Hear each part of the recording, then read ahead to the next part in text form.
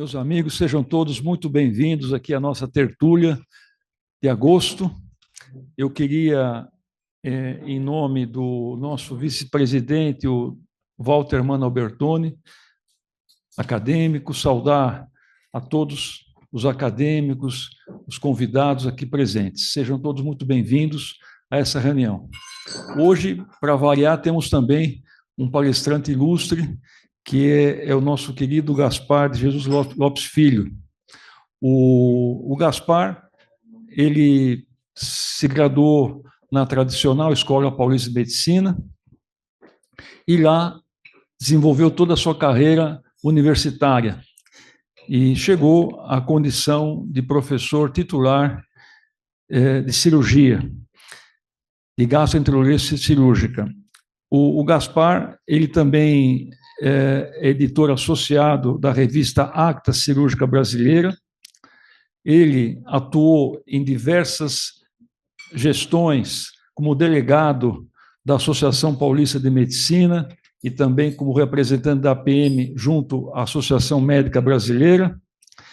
Teve uma experiência frutuosa como conselheiro do Conselho Regional de Medicina do Estado de São Paulo. Aliás, ele teve uma atuação como poucos na entidade, e eu acabei o conhecendo mais exatamente por tudo que ele fez na época. Além disso, o Gaspar de Jesus Lopes Filho presidiu a Sociedade de Gastroenterologia e Nutrição de São Paulo. Ele foi vice-mestre, que seria o vice-presidente, e também o presidente do capítulo de São Paulo do Colégio Brasileiro de Cirurgiões, e também foi guindado à posição de presidente do Diretório Nacional do Colégio Brasileiro de Cirurgiões, cuja sede é no Rio de Janeiro e cuja entidade também me orgulho de pertencer. O Gaspar de Jesus Lopes Filho é membro titular da Academia de Medicina de São Paulo, ocupa a cadeira número 14, que tem por patrono Victor Espina, que foi um grande cirurgião plástico. Gaspar, com você a palavra. Ele vai falar sobre um tema, como eu falei na reunião passada, é um tema que não interessa a ninguém aqui, que é sobre cirurgia do idoso. Não interessa a ninguém aqui, né, Gaspar? Só para nossos amigos, né? Nossos amigos, né? Gaspar, com você a palavra, por favor. Bom, boa tarde a todos. O presidente Hélio lembrou os interesses, né? Acho que é uma das poucas vezes que o conflito de interesses é não só do expositor, como de toda a plateia, praticamente, né? Mas é um tema muito interessante. Eu queria dizer que, agradecer na pessoa do nosso presidente Hélio a indicação do meu nome para participar dessa tertúlia. É realmente um privilégio, uma grande honra para mim pertencer agora à Academia de Medicina de São Paulo. Estou chegando esse ano agora para a Academia, de agosto do ano passado, e um privilégio ainda maior poder falar sobre esse tema, que acho que é um tema de interesse comum, não só para o cirurgião, mas é um tema de interesse comum para todo médico que cuida de pacientes idosos, que é a cirurgia no paciente idoso. Eu queria que vocês guardassem na memória e na retina essa imagem. São dois idosos, evidentemente, não tão idosos, mas são idosos, com essa expressão que vocês podem perceber aí. Nós vamos voltar a essa imagem no final da apresentação. Esse aqui é meu plano de aula, eu vou dividir em 4 partes, inicialmente alguns conceitos, epidemiologia e algumas coisas sobre o processo de envelhecimento. Na segunda parte, especificamente o assunto em si, os diversos tipos de cuidado no período perioperatório, pré-operatório, intra e pós-operatório.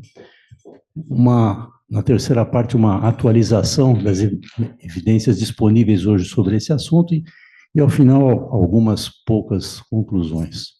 Começando, então, do conceito. Esse é o conceito que, desde 1994, é vigente pela Organização Mundial de Saúde. O idoso é o indivíduo com idade superior a 65 anos. Nos países em desenvolvimento, como o Brasil, é 60 anos. O próprio Estatuto do Idoso é 60 anos. Esse conceito veio 20 anos depois desse primeiro de 1963 e foi corrigido.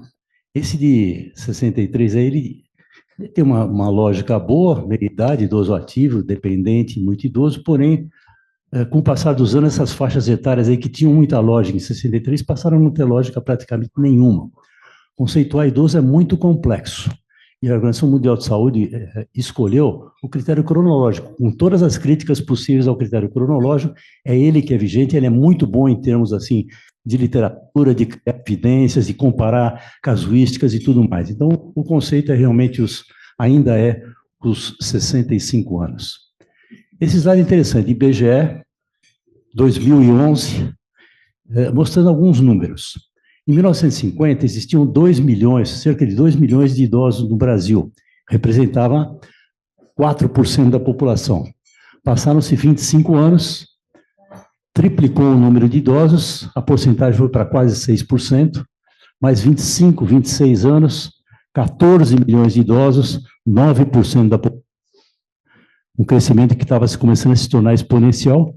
E, em 2011, esse trabalho do IBGE fez uma estimativa para 2025, ano que vem, chegando a um número de 31,8 milhões de idosos no país, representando 15% da população brasileira. Interessante que em outubro de 2021, esse mesmo IBGE alcançou, 4 anos antes, praticamente o mesmo número que era estimado para 2025, mostrando a velocidade de crescimento da população idosa no país, com as inevitáveis consequências de tudo isso. Queria falar alguns dados sobre envelhecimento. Esse primeiro é para ilustrar o que estava acontecendo naquele gráfico anterior. IBGE 2022, 2 anos atrás. A expectativa de vida de quem nasceu em 2022 era 75 anos. Em 1950, eu nasci em 1949, portanto, a minha expectativa de vida quando eu nasci era de 45 anos. Eu estou fazendo esse mês 75.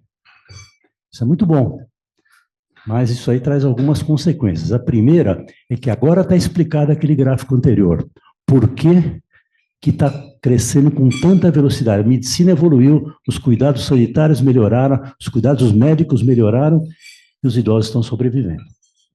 Em consequência disso, nós estamos invertendo a pirâmide populacional brasileira, o que tem consequências demográficas muito graves e econômicas então maiores ainda.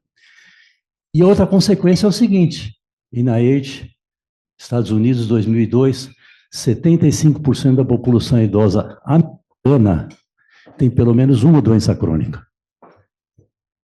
E 42% tem 2 ou mais doenças crônicas. No Brasil, possivelmente, com as condições sanitárias do país e o próprio sistema de saúde, os números talvez sejam mais elevados do que esse. Isso aí traz uma série de problemas do ponto de vista pessoal, nacional, econômico, financeiro, e vai por aí afora. O lado bom da história é a história do idoso ativo. O que é o idoso? Cada vez nós temos mais idosos ativos. À medida que vai aumentando o tempo de vida do idoso, também vai melhorando a qualidade de vida do idoso. O que é um idoso ativo? A Organização Mundial de Saúde conceitua da seguinte maneira: o idoso ativo é aquele que tem autonomia, toma decisões pessoais conforme as suas próprias regras e seus próprios interesses, é um indivíduo que tem independência, ele é capaz de executar as suas diversas funções orgânicas sem nenhuma ou com muito pouca ajuda. Ele tem uma expectativa de vida saudável, porque ele não tem grandes incapacidades físicas, e ele é protagonista. Ele continua, apesar da idade, se destacando no seu meio, e continua tomando atitudes que julga necessário para poder fazer as coisas, ou para poder mudar as coisas que lhe interessem. Então, esse é o idoso ativo, e cada vez mais nós vemos. Temos aqui muitos exemplos disso. As pessoas chegando a uma idade mais avançada, porém com protagonismo, com boa saúde, com cabeça boa, com vida saudável, independentes, com autonomia e tudo isso aí. Esse é o objetivo. Umas palavras rápidas sobre o envelhecimento ainda. Conceitualmente, basicamente o que ocorre no processo de envelhecimento é exatamente o declínio funcional. O declínio do estado fisiológico decorrendo das características anatomofisiológicas, bioquímicas próprias do idoso, e propositadamente eu coloquei o doente e risquei. Não é o doente que tem esse declínio. É todo idoso tem um declínio funcional. Todo idoso tem um declínio fisiológico. Por quê? Porque é uma diminuição da adaptabilidade desse idoso às mudanças do meio ambiente, da sua própria homeostase. Em consequência, fundamentalmente, as palavras-chave. Todo idoso tem uma redução global da sua reserva orgânica. O assunto hoje é cirurgia no paciente idoso. Imaginem vocês, um indivíduo com uma redução da sua reserva orgânica submetido a uma agressão cirúrgica dos mais variados tipos. Esse slide é interessante. É o processo de envelhecimento do ponto de vista... processo de envelhecimento do ponto de vista celular e molecular, ele é extremamente estudado. Depois eu vou falar alguns números do que se pesquisa a respeito disso. Eu separei alguns autores que me pareceram que trouxeram contribuições interessantes, como, por exemplo, esse primeiro Magalhães, em 2015, fez uma revisão dos estudos existentes naquela época em animais, e encontrou cerca de 2.000 genes capazes de regular o processo de envelhecimento. Isso em animais. Esse outro estudo, que é um estudo antigo desse sueco Erik Lindahl, da década de 70, ele demonstrou que o DNA humano sofre cerca de 10.000 alterações, pequenas alterações, pequenos desvios bioquímicos, espontâneas, por dia. Se a gente fizer uma conta rápida, já que o idoso tem 65 anos, você multiplica por 365 e multiplica por 10.000, vai dar esse número, mais de 200 milhões de alterações de DNA em quase todos nós aqui, no mínimo, provavelmente mais do que isso. E como é que a gente sobrevive com tanto risco de mutação, quanto risco de doenças degenerativas, assim por diante? Porque o organismo, a natureza, na sua sabedoria, criou mecanismos de reparo, de autorreparo do DNA. Ocorre a alteração e ela é reparada de alguma maneira, transformando, às vezes, até o próprio fenótipo do indivíduo, mas mantendo ele vivo e com saúde e saudável. E a velhice é isso. Na velhice acontecem dois fenômenos. O primeiro é a diminuição da capacidade da célula de copiar o próprio DNA, e o segundo, a diminuição acentuada da possibilidade de fazer autorreparos no DNA. Aí começam a acontecer as alterações, e o DNA não tem mais a capacidade de reparar.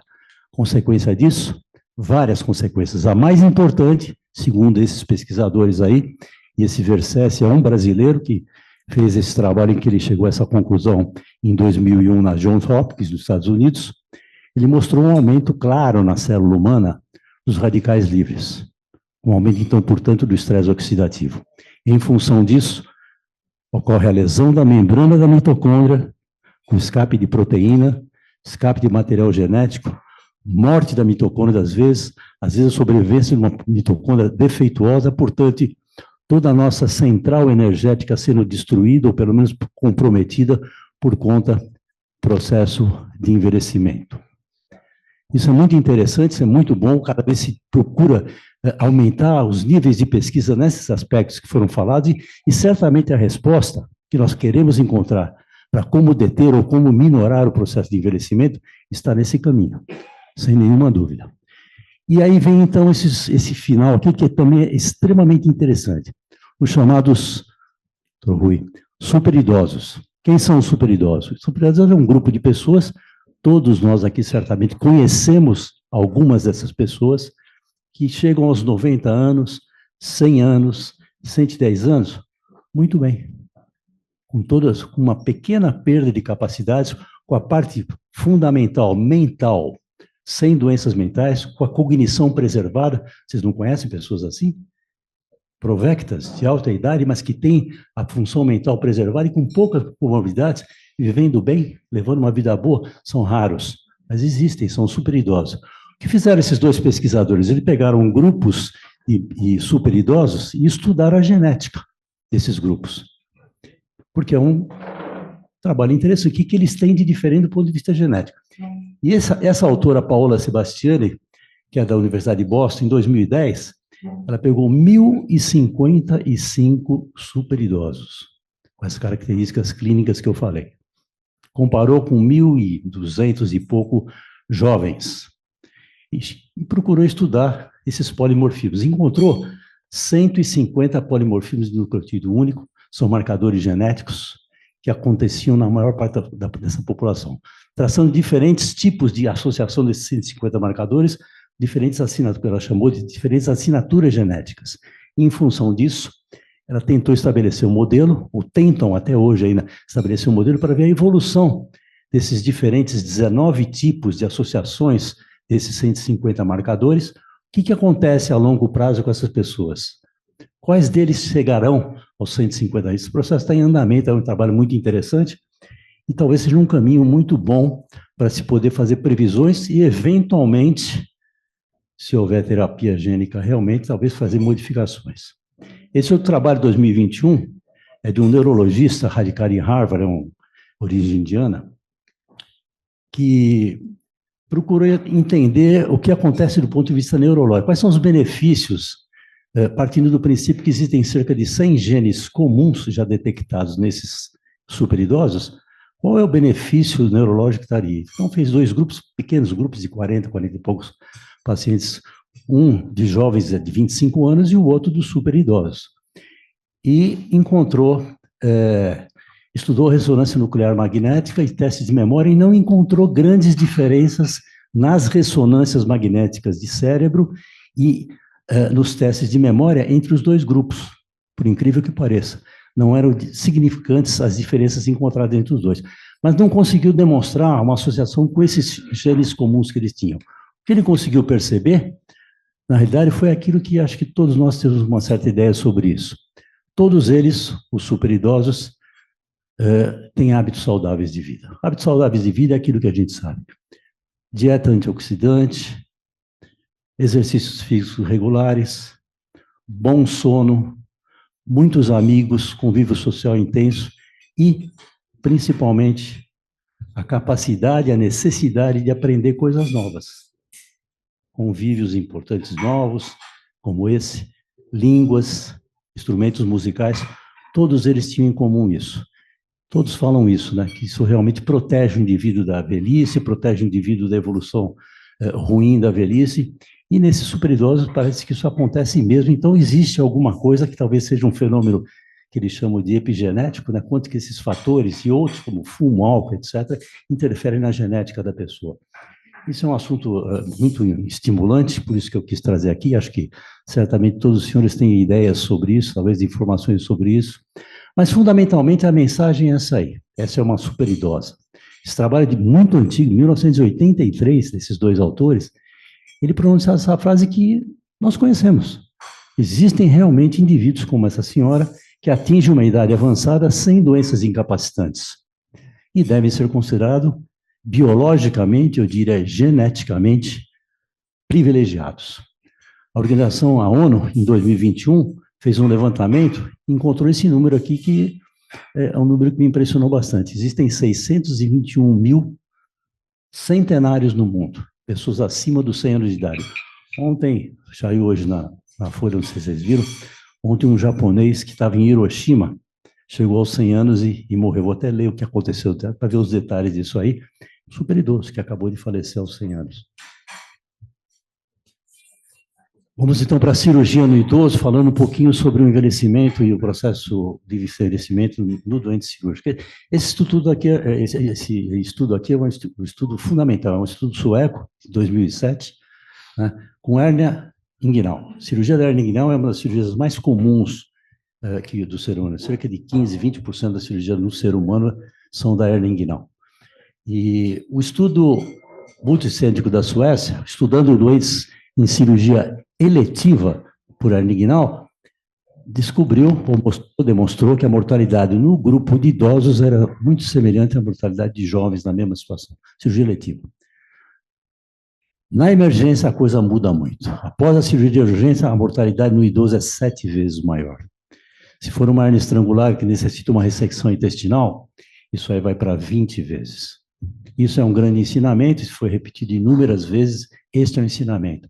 O doente idoso não deve ser operado na emergência, a não ser que não tenha outra solução. E essa frase antiga, de 2002, desses dois autores, até hoje ela continua sendo verdade. Sempre que o paciente idoso apresentar condição clínica, deve-se indicar a cirurgia, buscando evitar os maus resultados, como nós vimos anteriormente, da cirurgia de urgência. E essa outra frase importante de um confrade nosso, o professor Samir Razan, cirurgião, de 2008, uma frase de muito bom senso e que é verdadeira. Hoje os trabalhos demonstram claramente isso aí. Mesmo em cirurgias de urgência ou emergência, lembrar que deve-se aproveitar o tempo disponível para melhorar as condições clínicas do paciente e levar ele para um ato operatório numa situação mais favorável. E eu queria encerrar essa parte aqui inicial da ação, falando um pouquinho sobre o dano. O dano é o fantasma dos médicos, o dano é o fantasma dos cirurgiões. Você tem uma complicação, ocorre um dano. E até você provar que não tem nexo causal entre o que você fez e aquele dano que aconteceu, você vai gastar muito dinheiro com advogado muitas vezes, vai parar em tribunais, assim por diante. Acho que todos os senhores têm ou experiência ou conhecimento dessa situação. É um drama para o dano, né? E o que está acontecendo com o dano, segundo essa publicação dessa revista de qualidade e segurança em 2016? Em 2016, fizeram um levantamento de cerca de 90, enquanto que a população tinha aumentado cerca de 45%, os danos associados a procedimentos médicos, inclusive a cirurgia, aumentou de 59%, de 11 para 18 bilhões, sendo que os idosos entre 65 e 69 anos foram as principais vítimas desses incidentes. Nos Estados Unidos, hoje, os efeitos adversos, os danos, né, em decorrência de tratamento médico, são a terceira principal causa de morte, atrás apenas do câncer e da cardiopatias. E esse último dado extremamente preocupante, danos em pacientes hospitalizados são considerados evitáveis na maioria das vezes, em países em desenvolvimento, chega a 83%, em algumas publicações, esse dano é evitável. Dano evitável é aquele fantasma do erro médico, né? Aqui não é mais erro médico, agora, graças a alguns colegas nossos daqui, inclusive presentes, modificou-se essa denominação de erro médico, onde não existe erro, e onde não é só do médico. Qualquer profissional de saúde pode botar. E hoje a denominação mais utilizada pelo Conselho Nacional de Justiça autorizou desde janeiro desse ano, vocês sabem disso, são os danos materiais ou morais decorrentes da prestação de serviços em saúde. Desapareceu o médico, desapareceu o erro. E é assim que deve ser encarado. O dano faz parte da nossa profissão. Infelizmente, nós temos complicações e vai levar dano para o paciente. Maneira de evitar o dano, maneira de evitar o, entre aspas, erro médico, é o que nós vamos falar a partir de agora no caso da cirurgia no idoso. São os cuidados pré, intra e pós-operatório. Que é a parte, então, agora da apresentação. Eu vou dividir nessas três partes: cuidado pré, cuidado intra e cuidado pós-operatório. No cuidado pré-operatório, evidentemente, o assunto é extremamente extenso. Eu vou separar três aspectos. O primeiro aspecto são os chamados índices. Índices. Existem inúmeros índices para classificar os indivíduos de acordo com o seu potencial de risco para aquele determinado procedimento.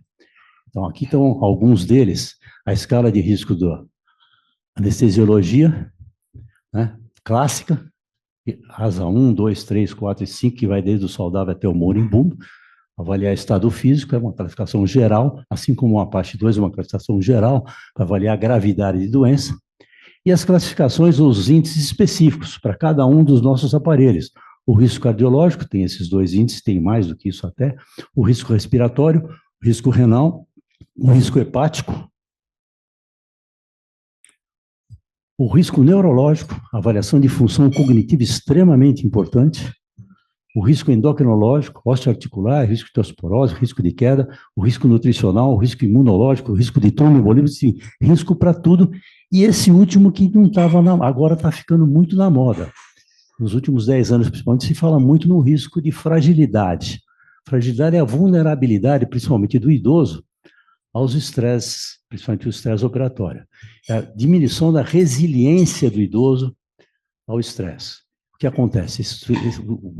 É uma coisa multifatorial, uma síndrome, na realidade, multifatorial, que leva o doente a começar a apresentar déficits, alterações funcionais, e fundamentalmente se manifestam e são avaliados através de scores para tentar mensurar uma coisa que é difícil. O que é um idoso frágil? Não é tão fácil de medir. Tem esses scores aí, tentam vir através da marcha, através da força muscular, através das dependências que esse doente apresenta, o risco de fragilidade. E quando o doente tem uma fragilidade, isso acontece em um número muito variável, de 7, 8 até 30% dos doentes que se internam para fazer uma cirurgia apresentam uma fragilidade, esses doentes têm risco de mortalidade. Risco alto, mais alto de mortalidade. Esses doentes têm que se prestar muita atenção com ele, e é claro que todos os índices são importantes, mas esse especificamente tem um índice mais geral e que deve ser muito avaliado. Os senhores vão perguntar, então são 11 pelo menos 11 diferentes índices, como é que eu vou fazer isso em cada doente? Evidentemente que isso não vai ser feito em todos os doentes. Esses índices, eles ajudam muito, mas do ponto de vista individual, do tratamento específico daquele determinado paciente, esses índices têm uma importância menor daquilo que a gente sempre aprendeu e sempre fez e faz até hoje. É o bom conhecimento do clínico que acompanha esse paciente, principalmente se for horizontal. Ele conhece, ele não precisa avaliar tudo isso, ele tem que avaliar aqueles aspectos específicos com mais detalhe, porque ali é que mora o perigo, e ali é que tem que ser corrigido imediatamente. Ou seja, a velha e boa anamnese, o velho e bom exame físico é que vão nortear quando é que você vai aplicar e gastar dinheiro com essas escalas todas que eu falei. Dinheiro e tempo, né? Um segundo aspecto dos cuidados pré-operatórios, que nos últimos anos também tem trazido muita importância, é a história dos protocolos de pré-habilitação. Evidentemente, também não é para todos os doentes, principalmente aqueles que têm a fragilidade que eu falei, ou algumas outras comorbidades que levam a prever que esse pós-operatório vai ser mais complexo. Esse doente tem que ser preparado. Existe um período crítico entre a indicação cirúrgica no consultório ou no ambulatório e o doente está na sala cirúrgica sendo anestesiado.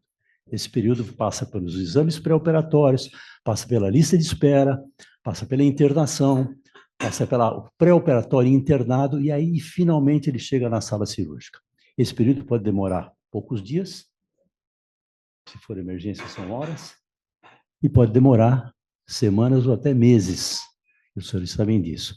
Esse período tem que ser aproveitado para capacitar funcionalmente, habilitar funcionalmente esse indivíduo. Existem 3 grandes riscos para esses indivíduos na cirurgia: o risco respiratório, o risco cardiovascular e o risco muscular. Um dos mais importantes, sem dúvida, é o muscular. Cerca de 45% do peso corpóreo nosso é dado por músculo esquelético. O indivíduo internado, principalmente o idoso restrito ao leito, ele perde de 1 a 2% da sua massa muscular por dia nessa posição. Então, isso aí mostra que você tem que preparar. Isso vale também para o respiratório, para o cardiovascular. Então, existem protocolos que são exercidos por profissionais não médicos, são os fisioterapeutas específicos para a melhoria da musculatura inspiratória, melhorando assim a capacidade respiratória. A mesma coisa, protocolos específicos feitos por fisioterapeutas para a parte cardiovascular, e a mesma coisa para o muscular. Então, isto aqui muda morbimortalidade. Isso aqui muda e melhora e acelera a recuperação pós-operatória desses pacientes. Deve ser feito sempre? Claro que não, isso é caro. Isso deve ser feito para aquele doente que precisa disso. Aí entram, então, a avaliação clínica, aí entram os índices, aí entra, fundamentalmente, o bom senso da equipe que está cuidando desse paciente. Mas é um avanço e mostrou realmente números muito importantes. E um terceiro aspecto, e o terceiro e último pré-operatório que tem que ser chamado a atenção, porque é muito importante, é o consentimento informado. A base disso, na realidade, é muito mais ampla, é a relação médico-paciente. Quando a relação médico-paciente é boa, os senhores sabem disso muito bem, quando a relação médico-paciente é boa, o que acaba acontecendo é que esse consentimento é quase que desnecessário. Não precisa ter termo, não precisa ter palavra, não precisa ter nada. Você explica para o doente aceita isso de respeito e vamos até o fim sem problema nenhum. Mas não é o que acontece na maior parte das vezes, infelizmente. Cada vez mais a relação médico-paciente está deteriorando e, com isso, você precisa cada vez mais do consentimento informado. Esse consentimento informado, e o termo não está escrito aí, porque ele não tem que estar escrito aí, o termo é uma parte a menos importante. Qualquer advogadinho de porta de cadeia destrói qualquer termo de consentimento, os senhores sabem disso. O termo de consentimento é realmente você se preocupar com isso, e fundamentalmente, se você quer ter uma segurança porque a relação não é boa, registre. É o registro em prontuário que substitui qualquer termo, e esse sim tem fé pública, esse sim o juiz aceita. Então, consentimento informado é importante? Claro que é. Do ponto de vista moral e ético é muito importante, tem que ser feito. Tecnicamente tem que ser feito. No entretanto, no idoso, e voltamos então para o nosso assunto, nem sempre isso é conseguido, porque o idoso tem tudo isso, todas essas barreiras de comunicação que estão colocadas aqui. O idoso tem alterações cognitivas, tem doenças mentais, principalmente Alzheimer, depressão, nesses índices enormes que eu estou colocando aqui. Ele tem déficit visual, tem déficit auditivo, tem afasia, ele está confuso, está agitado, está ansioso, está com dor. Como é que você faz consentimento informado em situações como essa? É difícil. Bom, mas tem a família, é verdade. Mas às vezes a família está tão confusa, tão agitada, tão ansiosa quanto o próprio paciente. Às vezes não é fácil fazer tudo isso. Além disso, ainda tem também os problemas sociais, o nível social, situação financeira. Cada vez mais aqui no nosso meio, a língua. Nós temos muitos estrangeiros que a gente acaba cuidando e não entende o que você está falando e não consegue falar fluentemente com você para que se possa obter o consentimento. Então, o consentimento é muito difícil no idoso e não esqueçam nunca, não é possível esquecer nunca, que a única defesa que o médico tem em relação à possibilidade de processo e tudo mais é um bom registro. É um bom registro feito em prontuário, independentemente de termo. Isso aqui é uma coisa importante. A cirurgia, o caráter da cirurgia é fundamental nessa situação de consentimento, porque a cirurgia eletiva, você tem tempo para retardar, esclarecer completamente, da maneira nem que demore dias para conseguir fazer isso com a família e tudo mais, mas você consegue, não deve operar o paciente se não tiver esse consentimento, senão vai se arrepender. Agora, na emergência, a situação é diferente, você não tem tempo. A vida está em jogo, a decisão tem que ser tomada com ou sem família, em função daquilo que o profissional julga melhor para o paciente e registra em prontuário por que você fez isso. A segunda parte são os cuidados operatórios. Cuidados operatórios. Se os cuidados têm que ser tomados com muita cautela em qualquer paciente, no idoso eles têm que ser obsessivamente, o termo é esse, obsessivamente redobrados. E eles vão desde um posicionamento adequado do doente na mesa operatória, até a técnica operatória, passando pela técnica assistência. O professor José Luiz Gomes Amaral, anestesista, tem vivência enorme, deve ter inúmeros exemplos, é muito bom ouvi-lo depois, sobre coisas tão triviais, eventualmente, como o posicionamento adequado na mesa operatória, que pode causar verdadeiras tragédias, se não for observado, no idoso, principalmente, se não for observado isso aí. Passando pela técnica anestésica, o doente idoso deve ser avaliado e a anestesia, e todas as decisões têm que ser tomadas em função do doente idoso naquela situação específica. O doente idoso tem tendência à hipotermia, importância do pré-aquecimento, importância da escolha de anestésicos que não sejam benzodiazepinas, que não sejam opioides, que não haja outra solução, a escolha das drogas, o encurtamento do jejum pré-operatório para no máximo 6 horas, o carboidrato, a solução oral de carboidrato 2 horas antes, então, enfim, são uma série de protocolos que existem hoje, aqui no nosso meio, o protocolo acerto do pessoal lá de Cuiabá, do Mato Grosso, nosso querido amigo professor Aguilar, mostra muito bem, quem se interessar, vale a pena se aprofundar nesse tema.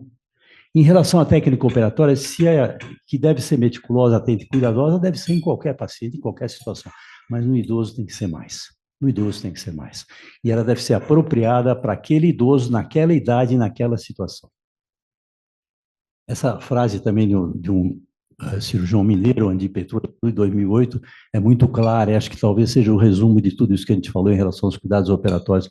No ato operatório devem ser levadas em conta as limitações de cada doente. O cirurgião deve decidir pelo melhor tratamento pelo paciente tolerado.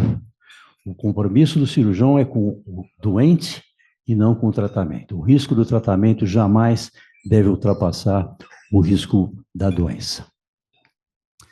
E se a gente devia obsessivamente redobrar os cuidados operatórios, no pós-operatório, então, ainda mais. Eles devem ser maximizados ao máximo. Desde a recuperação anestésica, que deve ser obrigatoriamente feito o tempo inteiro pelo anestesista, auxiliado, é claro, pelas equipes de apoio, pelos profissionais paramédicos, mas fundamentalmente com a responsabilidade toda dele para o anestesista, desde a sala operatória, da sala de cirurgia, até a sala de recuperação, o tempo inteiro tem que haver um profissional médico, anestesista, acompanhando a monitorização e tomando as decisões importantes naqueles momentos críticos de pós-operatório, que é onde o idoso realmente corre seu maior risco. E que vão até a escolha da ida ou não para a terapia intensiva e depois o momento da ida do idoso para a enfermaria. Os cuidados também importantes com volemia, com oxigenação, com a prescrição, olhando as drogas que o idoso não tolera muito bem, e fundamentalmente cada vez mais se fala da figura do delírio. O delírio é um fantasma do pós-operatório do doente cirúrgico. O delírio, ele é presente em uma porcentagem significativa de pacientes, alguns números falam em 30, 40, até 50% de delírio em pós-operatório, e os cuidados têm que ser tomados. O delírio claramente aumenta não só a morbidade, mas principalmente a mortalidade, e esse doente deve ser observado de uma maneira diferente. Então, o idoso tem a tendência, tem a possibilidade, tem o risco elevadíssimo de delírio pós-operatório. Esses princípios básicos de movimentação, deambulação precoce, nutrição e realimentação são importantes para toda a morbidade pós-operatória, inclusive para o delírio. Isso é tão importante que surgiram alguns programas, como esse aqui, que é o mais conhecido deles, o programa HELP, que é um programa de melhora de declínio funcional pós-operatório realizado através de cuidados de enfermagem e de outros profissionais especializados. Não são cuidados médicos especificamente, mas são fundamentais, talvez até mais importantes nesse momento de pós-operatório do que o próprio cuidado médico. Então, a preocupação com as dependências, os declínios funcionais e com o delírio se baseia nesse programa. Essa é a base desse programa. Então, existem uma série de protocolos de assistência nutricional feitos por uma nutricionista, protocolos de atividades cognitivas comandados por uma psicóloga, protocolos de movimentação precoce, de parte muscular principalmente, comandados por fisioterapeutas, visando o quê? A melhora do estado nutricional, a melhora da função cognitiva, e aí entra o delírio nessa história, e a melhora das atividades diárias. Esse programa foi iniciado em 1993, na Yale University dos Estados Unidos, e de lá para cá ele se expandiu para todo mundo. Vocês veem o mapa aí mostrando inúmeros lugares.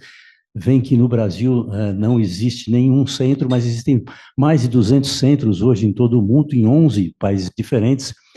Infelizmente, esse programa está restrito fundamentalmente a centros universitários, na maior parte, claro, no mundo todo. É um programa importante, existem outros programas.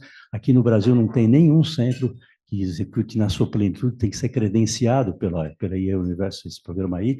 O que existe é alguns centros aqui no Brasil que fazem programas parecidos, adaptados para aquela situação específica. Agora é um que tem, acho que o mais tem também, alguns centros têm isso aí. Isso é fundamental, principalmente nesses casos de idosos frágeis e idosos que estão com alta possibilidade de delírio.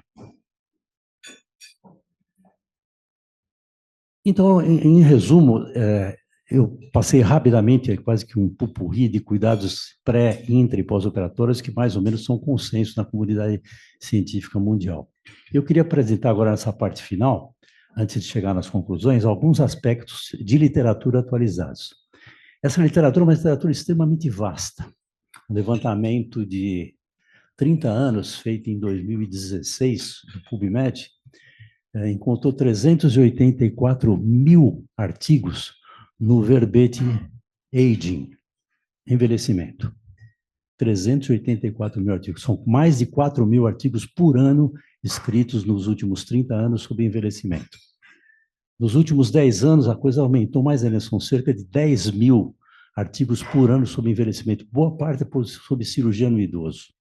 Boa parte sobre cirurgia no idoso. Então, uma literatura extremamente vasta, quase impossível de ser acompanhada, e para isso existem, então, as revisões sistemáticas, os trabalhos gigantescos, né, de tentativa de uniformizar essa literatura. Eu vou trazer para vocês, para essa atualização, 3 trabalhos, que são trabalhos que eu vou mostrar com uma metodologia praticamente muito boa, quase impecável, e que trazem algumas informações importantes e que, na realidade, embasam um pouquinho aquilo que a gente procurou apresentar como um resumo dos cuidados pré, intra e pós-operatórios.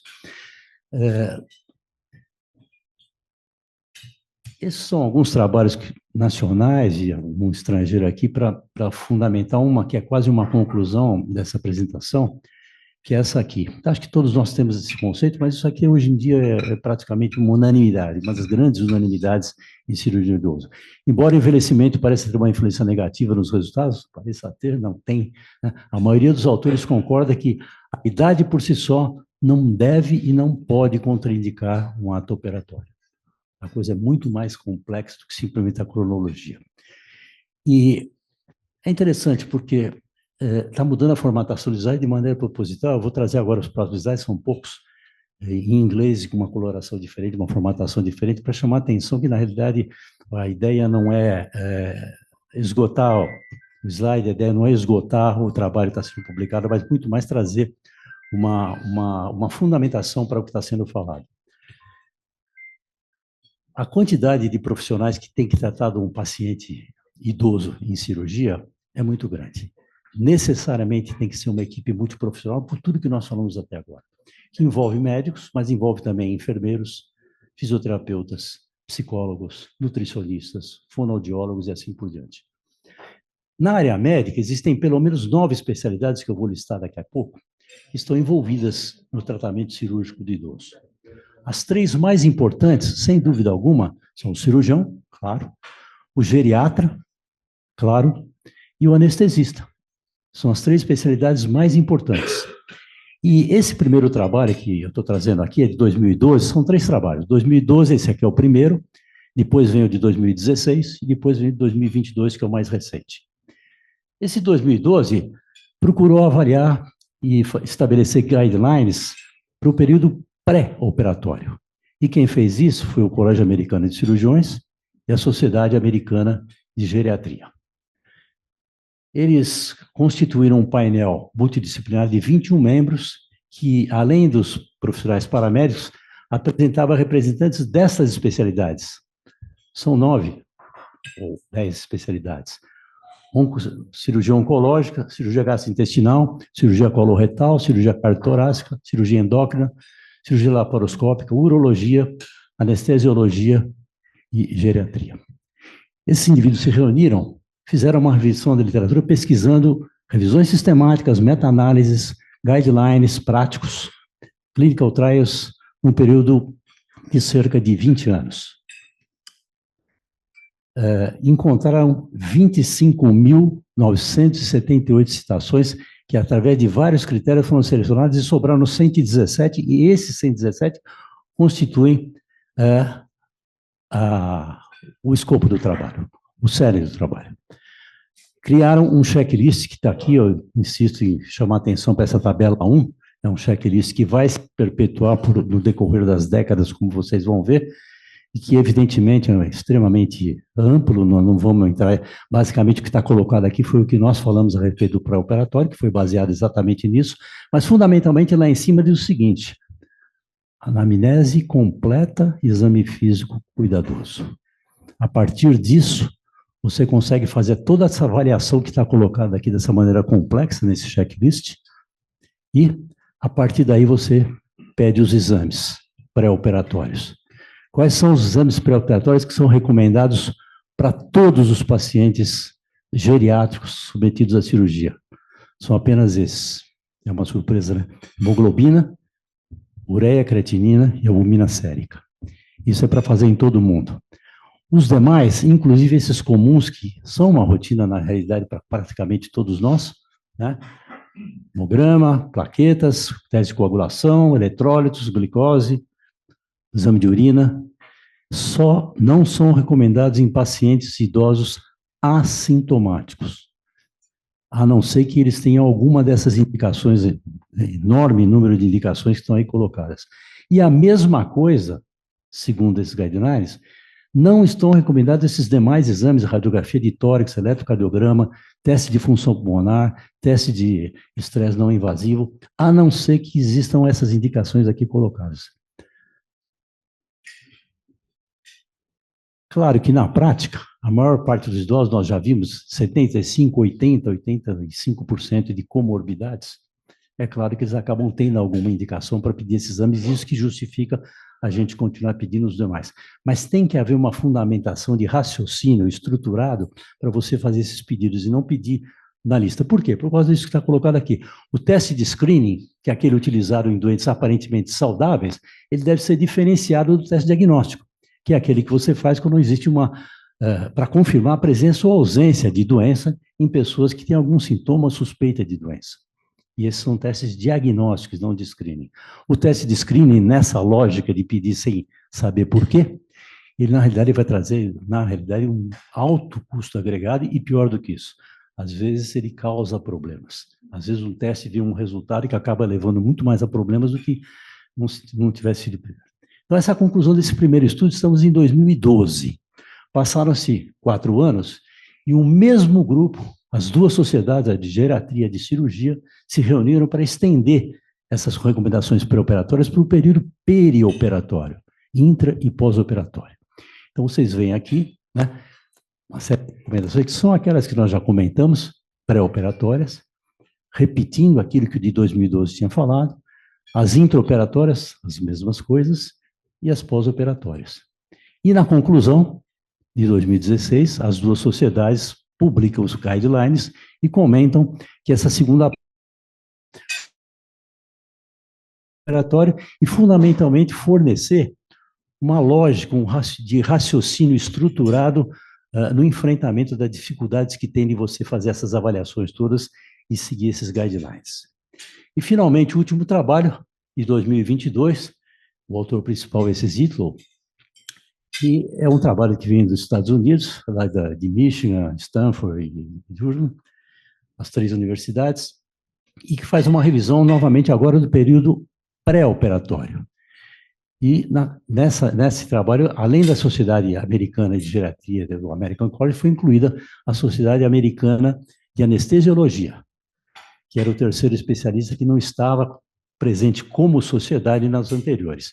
E esse trabalho nada mais faz do que, na realidade, repetir a famigerada tabela 1 do pré-operatório dos outros trabalhos anteriores, exatamente com pequenas modificações que aconteceu. Ou seja, praticamente uma década depois, continuou perfeitamente válido aquilo que os trabalhos anteriores mostraram. E não apareceu nada assim diferente de novo na literatura, a não ser isso. E a conclusão final, preocupante, né, que esse tipo de guideline, esse tipo de avaliação completa do período perioperatório é o ideal em termos de otimização do cuidado desses pacientes, porém, não é amplamente disponível na maioria dos centros, a não ser naqueles centros universitários. Isso que acaba acontecendo. Então, a utilização desses princípios geriátricos, desses guidelines que comprovaram eficiência, deve ser feita dentro de uma base de um tratamento multiprofissional, de vários profissionais envolvidos, e mais do que isso, recomendo nessa conclusão que a família faça parte desse time multiprofissional, de alguma maneira. E aí entra aquela parte que a gente falou do consentimento informado, a presença da família como colaboradora é muito importante. Então, isso aqui, na realidade, a ideia era trazer para vocês os trabalhos mais importantes, legitimando o que foi falado até agora, um pouco como eu falei, não tem um aprofundamento, mas eu queria concluir. E, na conclusão, eu trago aqui as referências dos 3 trabalhos, de 2012, 2016, 2022. São inúmeras conclusões, na realidade, desses 3 trabalhos que vocês viram. Eu separei 4 que me parecem essenciais para cuidar do paciente idoso que vai ser submetido à cirurgia. Essas 4 conclusões técnicas aqui colocadas. A idade cronológica, por si só, não pode e não deve contraindicar um auto-operatório, nós já vimos.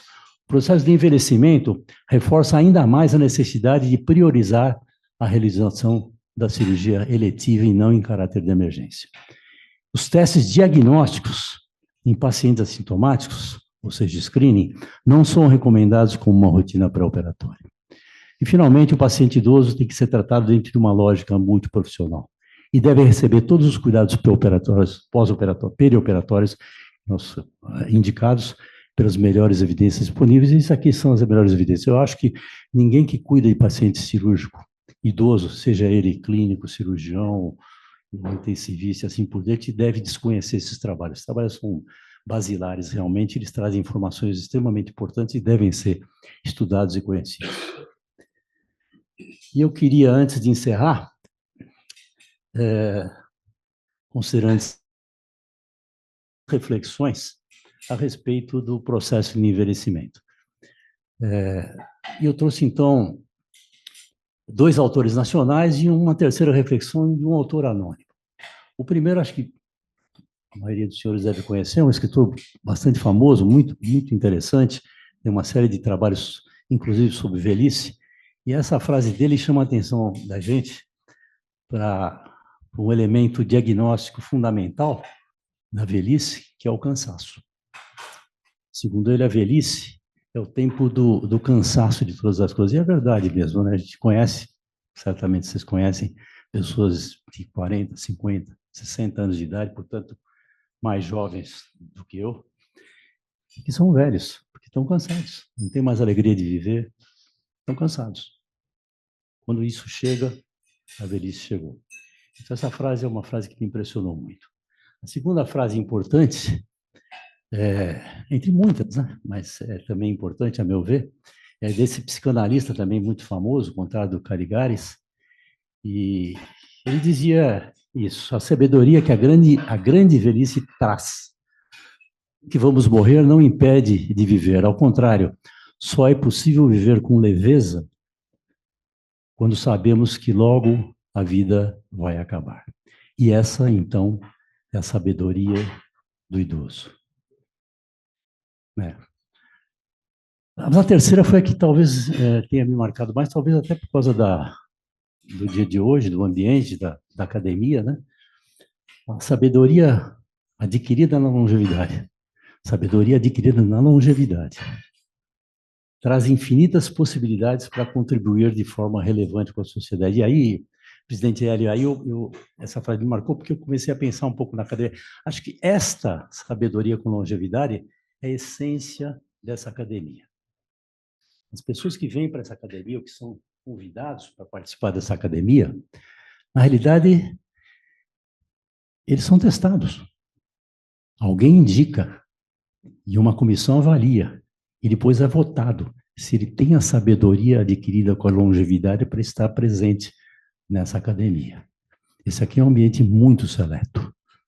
São um ambiente que acontecia antigamente com os indígenas, nas tribos, era o conselho de sábios.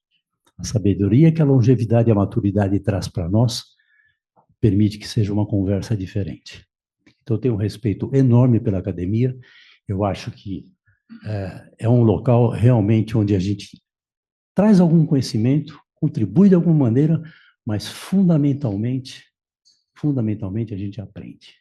Os 115, acho que são 115 confrades aqui mais 30, os 130 confrades da academia trouxeram e trazem para a academia aquilo que eles já fazem no seu entorno.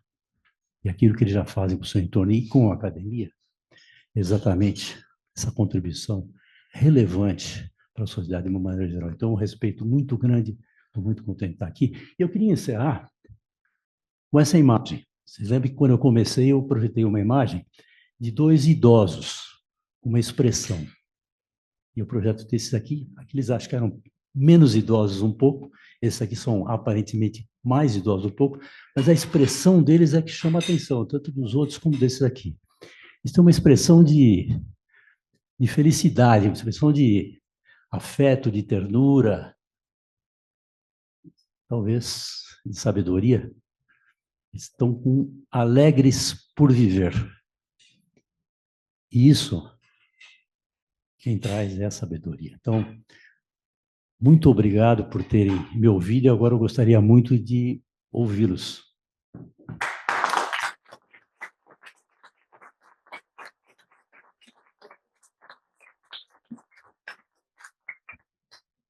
Muito grato, parabéns, acadêmico Gaspar de Jesus Filho, pela sua brilhante apresentação, uma apresentação objetiva, uma apresentação prática. E como você é professor, me lembrou os grandes professores que eu tive, que além dos conhecimentos técnicos, me ensinaram um pouco de filosofia, um pouco de humanismo, um pouco de vivência que foi embutido na sua apresentação. Parabéns. Hoje temos certeza que não se fazem mais médicos como antigamente, como é o seu perfil. Bom, como isso vai acontecer, eu sei que o nosso conferencista ele ficou de fazer jejum, mas eu não vou deixar ele ficar de jejum. Então, enquanto ele saboreia alguma coisa, a gente vai fazer alguns avisos, algumas considerações aí, rapidamente.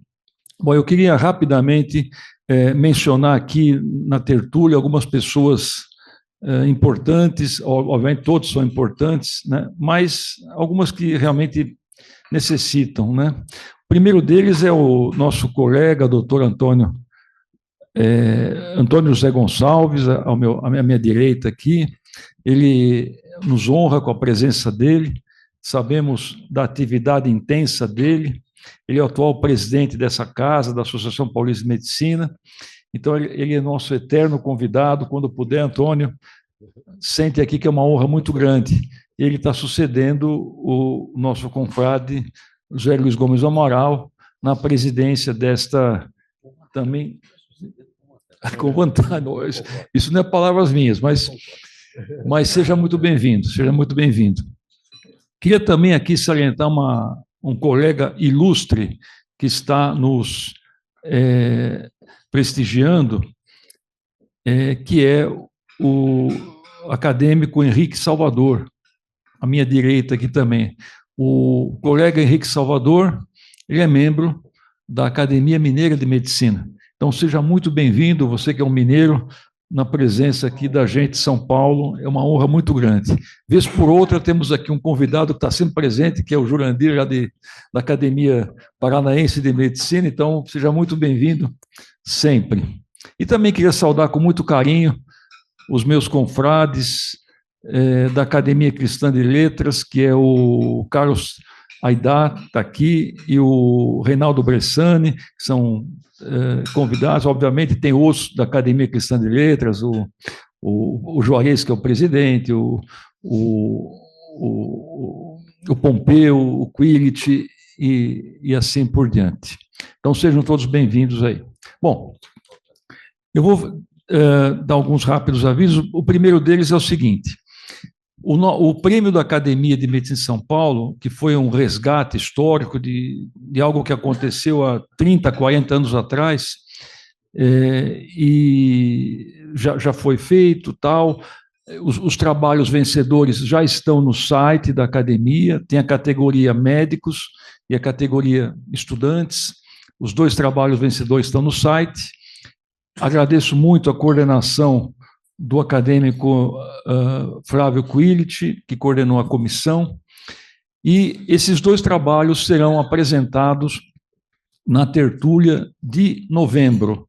Então, gostaria que vocês apoiassem, estivessem presentes, e também digo mais, esse prêmio foi tão importante para a academia que ele já está sendo lançado a segunda edição.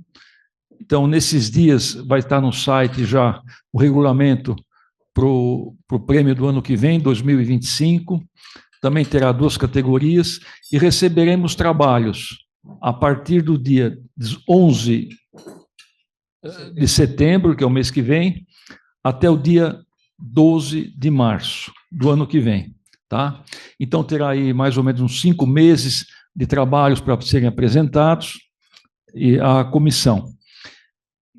Repito que no estatuto desse prêmio, membros da academia não poderão concorrer, tá? Isso é uma coisa lógica. Então, obrigado, Quirit, por essa atenção. Também, aqueles que ainda não adquiriram a nossa roseta acadêmica, por gentileza, é uma possibilidade. Essa roseta também é um resgate histórico de alguma coisa que existiu na academia há cerca de 50 anos, e, graças ao acadêmico Libonati, que está aqui à minha esquerda, houve um resgate, e ela é mais uma insígnia da academia. Então, aqueles que não têm, por gentileza, é só falar com a Monielle. Queria salientar também que o nosso acadêmico Álvaro Najib Atalá, que é diretor de Economia Médica e Saúde Baseada em Evidências da Associação Paulista de Medicina, nosso membro aqui, ele fez um podcast liderado pela PM, e o Álvaro Atalá realmente é um colega que ele assumiu a marca, acredito que no Brasil, da medicina baseada em evidências. Então, ele é uma pessoa que conhece muito sobre isso e está militando nesse ramo pelo menos há duas décadas ou mais, umas 3 décadas nesse tema aí. Então, é uma pessoa que tem uma relevância muito grande.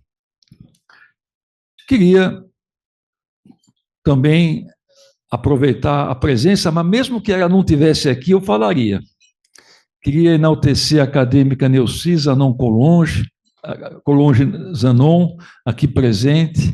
Ela foi conferencista na Índia, no Congresso Mundial da Sociedade de Neurocirurgia Pediátrica. Parabéns, é uma honra para todos nós, Neuci. Eu sei que você está sempre nesses eventos, parabéns. A gente divulga o que a gente sabe. Se eventualmente eu omitir alguma coisa que alguém fez importante, perdoe-me, mas a gente divulga não somente aqui, como também no site.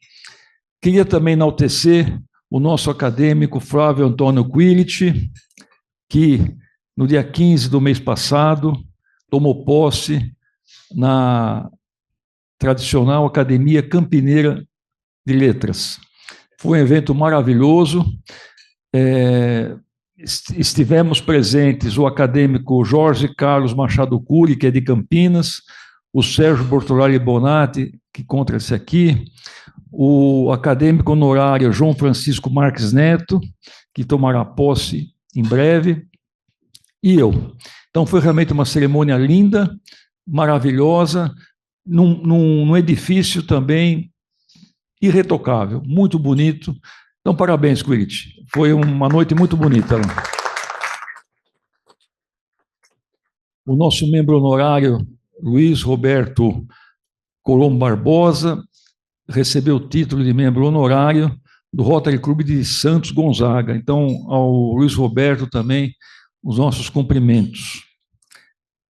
Queria salientar também uma outra notícia que merece ser salientada. Nosso acadêmico Juarez Moraes Avelar, que ali se encontra, que é presidente da Academia Cristã de Letras, ontem recebeu, foi um dos homenageados do prêmio ABIME Saúde do Brasil.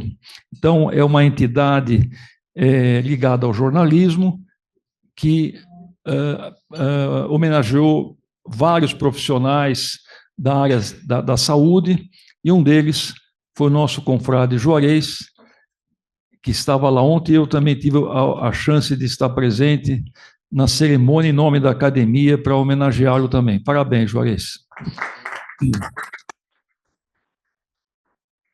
Por falar em Juarez, o Juarez está organizando, juntamente com a Academia Campinense de Letras, e com uma grande ajuda do acadêmico Flávio Quilic, o Congresso Médico Cristão, que vai ser realizado em Campinas, no dia 14 a 16 de novembro. Então, vai pegar o feriado, né? 14, 15 é feriado e 16 de novembro. Então, vai ser na sede da Academia Campinense de Letras, que é realmente maravilhosa, maravilhosa, né? Assim, a parte de fora dela parece até uma acrópole lá da Grécia. Então, é um lugar muito agradável. Então, aqueles que tiverem interesse, os temas são extremamente relevantes, envolvendo diversos aspectos da medicina, obviamente, do ponto de vista cristão também. E o Juarez já convidou muita gente boa para falar nesse evento. Realmente, gente de um grande nível, e alguns deles aqui se encontram, né, como Pompeu, como o ilustre jurista Ives Ganda da Silva Martins, enfim, nomes de peso no cenário paulista e nacional. Então, aqueles que puderem participar, realmente a inscrição é um preço módico, e também, se Deus permitir, estaremos presentes lá também, nesse evento aí que vai ser em outubro. Bom, estamos quase caminhando ao fim. Eu pediria a todos que pudessem, que realmente prestigiassem no dia 31 de outubro, que é a última quinta-feira do mês de outubro, é uma quinta-feira, teremos a posse dos 4 membros titulares da nossa academia. Realmente é uma cerimônia de festa para toda a academia, e de 2 membros honorários. Então, nós temos aqui, dos 6 que vão tomar posse, temos 3. Eu já falei do João, tem o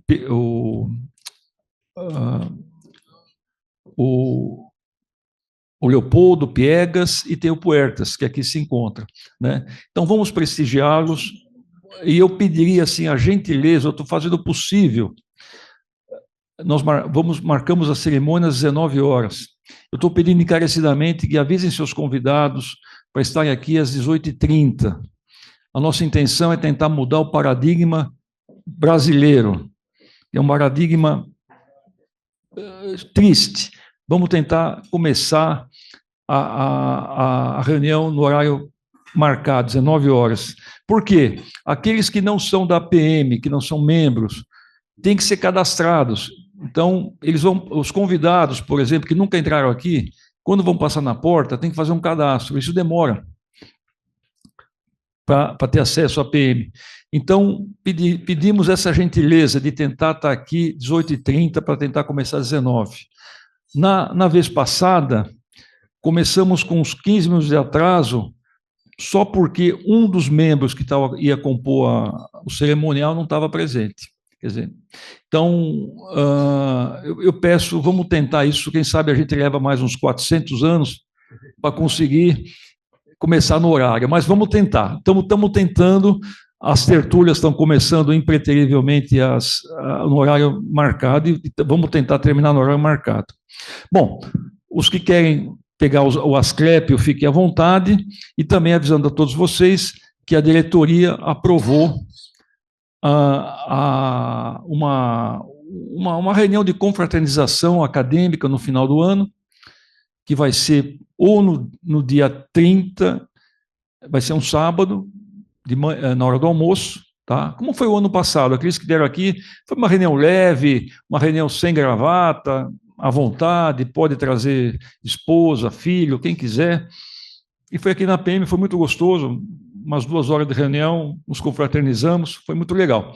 Então, só está faltando a data, mas será ou no último dia de novembro, que é dia 30, ou no dia 7 de dezembro, a depender, nós vamos até, inclusive, perguntar para a PM se haveria essa possibilidade. Mas já marquem na agenda que seria essa data. E, para terminar, como todos estão sabendo, nós estamos há cerca de 1 ano, quase 1 ano e meio, organizando um simpósio que celebrará os 130 anos da nossa Academia de Medicina. 130 anos. Não é uma data assim, para ser desprezada.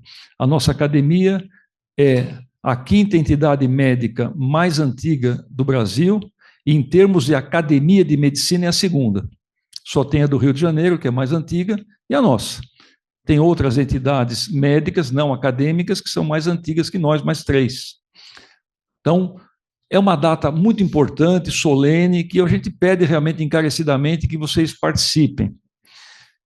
Ela será na Faculdade de Direito, aqui do Largo São Francisco, que é uma entidade quase que bicentenária, e será no dia 7 de março do ano que vem. É uma sexta-feira de manhã, onde haverá um simpósio. E não é só para médicos, é para todo mundo. Então, podem levar familiares, não tem problema nenhum. Nós teremos uma inscrição e, pasmem, essa inscrição será gratuita. Tá? Pasmem, essa inscrição será gratuita. Então, não arrumem desculpas, que seja por dinheiro. Então, podem levar parentes, tal, porque vai ser muito legal. Por que a Faculdade de Direito? Para aqueles que não sabem. Porque a nossa academia foi fundada no dia 7 de 1895, mas ela foi instalada no dia 15. E onde foi instalada? No único lugar que tinha naquela época, que era a Faculdade de Direito. Então, nós vamos reviver o que os nossos ilustres fundadores viveram naquela noite glamourosa lá naquela faculdade. Então, realmente, eu estou empenhado em que os acadêmicos prestigiem e levem pessoas para esse evento e façam a inscrição para nós termos uma dimensão do número de pessoas que vão para lá. Lá cabe muita gente, cabe mais de 1.000 pessoas, se for o caso. Então, vamos tentar lotar o máximo possível. Ponho na agenda 7 de março de 2025. Bom, com essas palavras eu termino. Eu acho que fez jejum? Você conseguiu comer, Gaspar? Tá bom, então. Eu estou aqui demorando para comer alguma coisa, mas pelo jeito, eu acho que isso aqui talvez seja a longevidade, viu? É não comer muito, viu? Ele não falou nada, mas talvez seja essa que ele omitiu. Bom, então, como só vai acontecer, pessoal, nós temos 20 minutos. Aqueles que querem fazer comentários e perguntas, sejam objetivos, e vamos fazer na sequência. A Dagmar, vou chamar primeiro 5 aqui, a Dagmar, Quillit,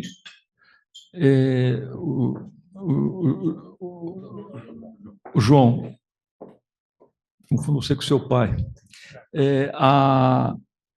Vamos dar prioridade para Neuci, depois o Walter, tá bom?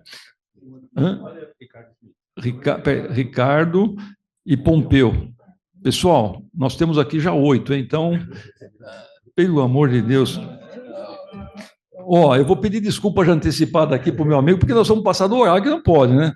O Rui e a Marilene. Não, não. Então, Marilene. Alguém falou mais que eu não peguei? Não, né? Então, acho que esses.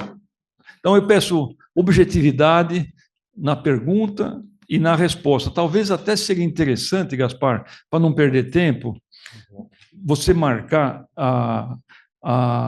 e depois você faz uma razoado geral.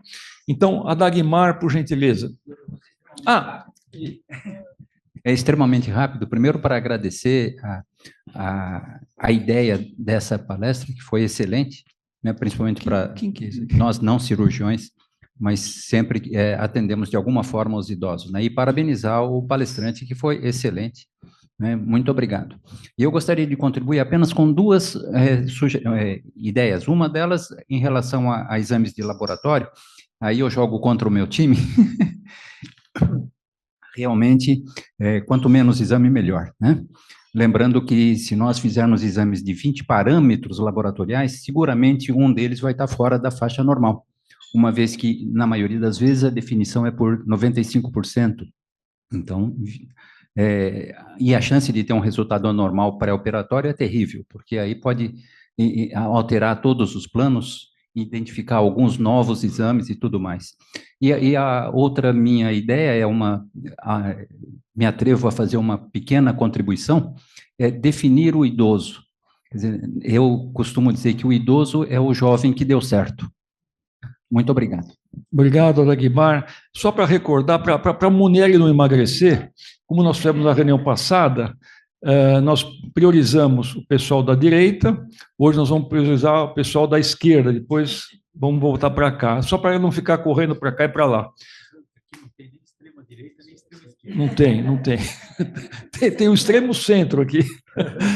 João, por gentileza, João Luiz. João Luiz Pino Franco, professor Gaspar, parabéns. Sua conferência é excelente, um tema tremendamente importante. Eu sou neurocirurgião, na minha área de atividade, área de coluna. E o que Deus fez há 400 milhões de anos na evolução dos seres, ele fez o disco intervertebral. Só que ele fez o disco com a função numa coluna quadrúpede, numa coluna ou na horizontal, ele fez o disco para dar movimentação. E aí, entre 3,2 e 7 milhões de anos, um certo primata, o australopiteco, né? O australosulpiteco macaco. O macaco do sul, lá da Etiópia, resolveu ficar em pé. Pôs o disco sob carga, sob compressão. E aí, chegou a Revolução Industrial, escritório, conferências, tertúlias, computadores, e cada vez estamos mais sentados. E esse disco sob carga, quer dizer, esse disco ganhou a segunda função, não criada por Deus, função de absorção de carga, não a de movimento. Isso se chama uma exaptação, ou adaptação pirata, exaptação.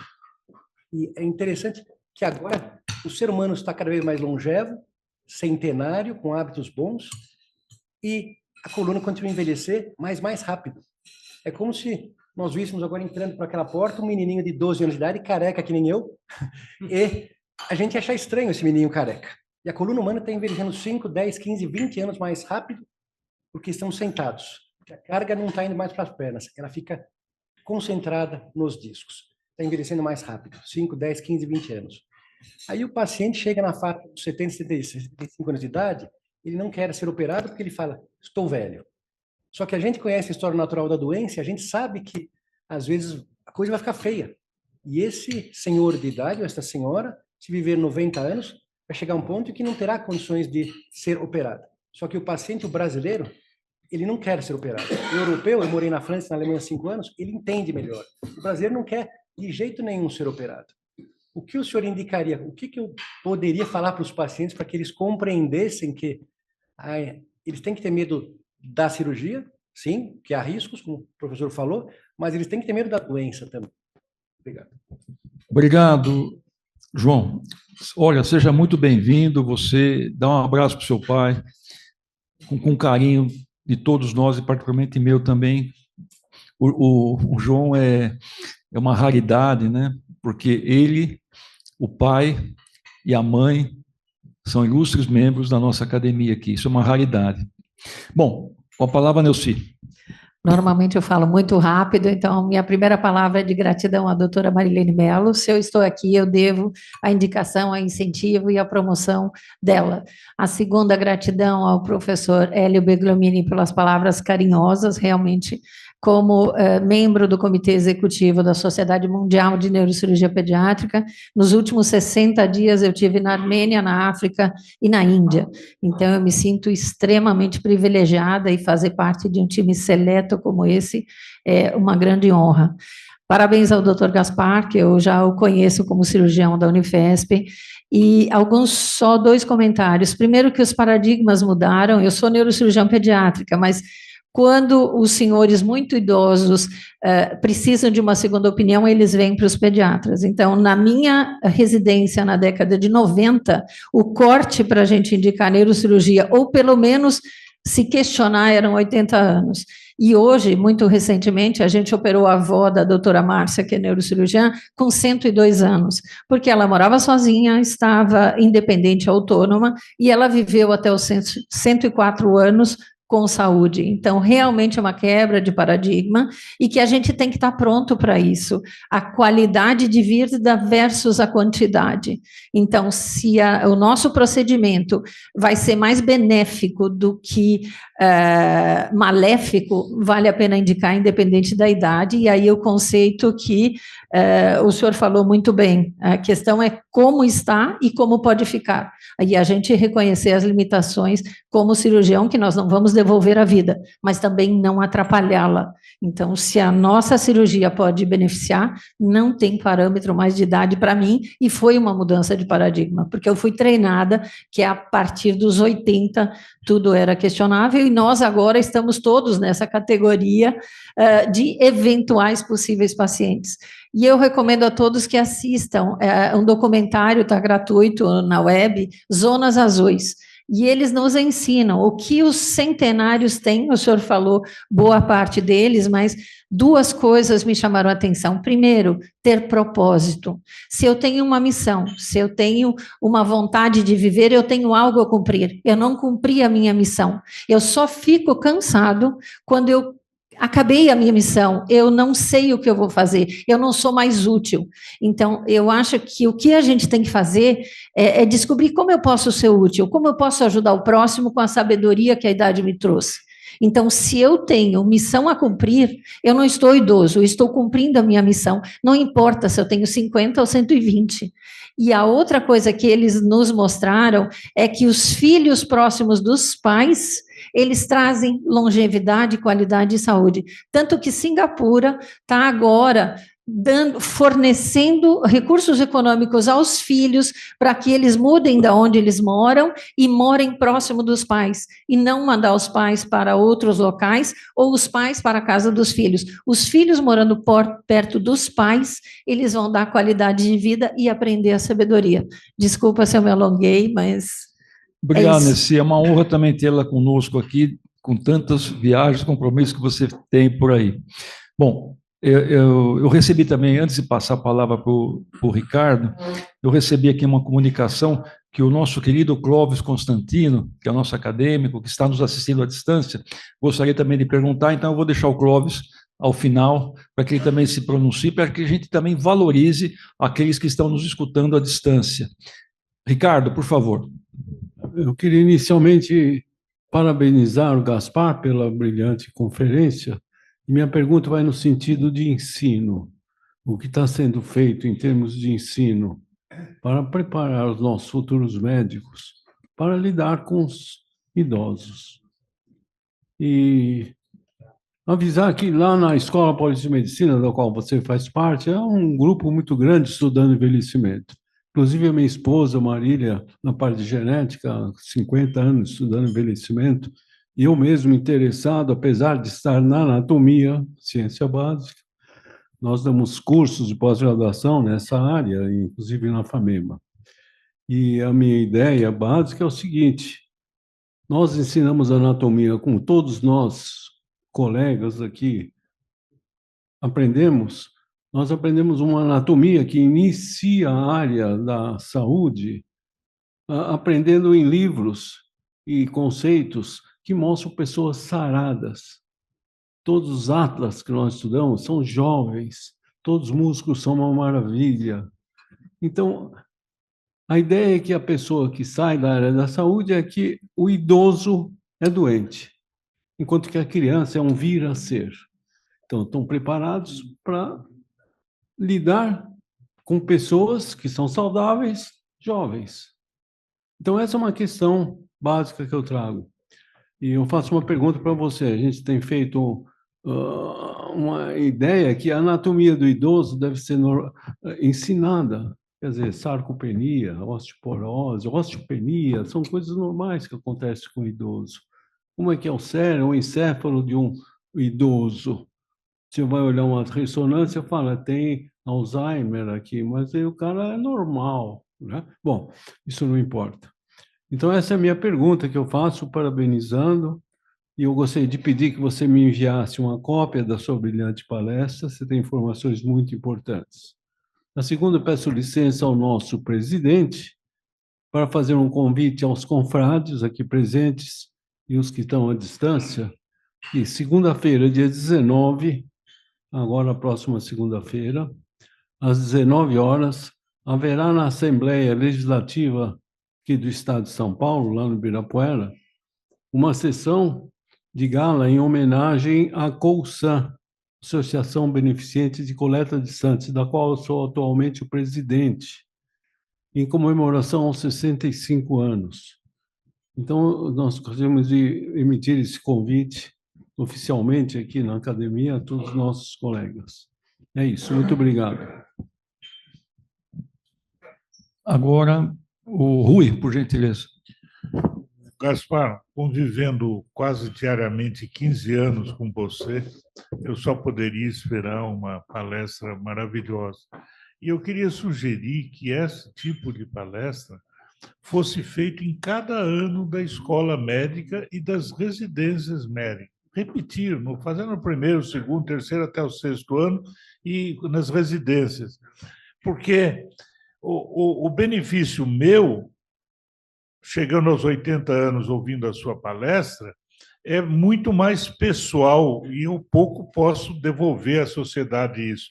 Mas os alunos e os residentes podem ainda aproveitar muito essa sua palestra para atingir e ser benéfico para a sociedade. Parabéns, Gaspar. Obrigado, Rui. Bom, eu reforço que, assim como todas as tertúlias, desde a época do nosso ex-presidente, eterno presidente José Luiz Gomes do Amaral, elas estão gravadas, nessa semana estará no site. Então, os palestrantes e as palestras estão perenizados e são acessíveis em todo o planeta. Walter, por favor. Não, Gaspar, parabéns pela palestra, foi magnífica.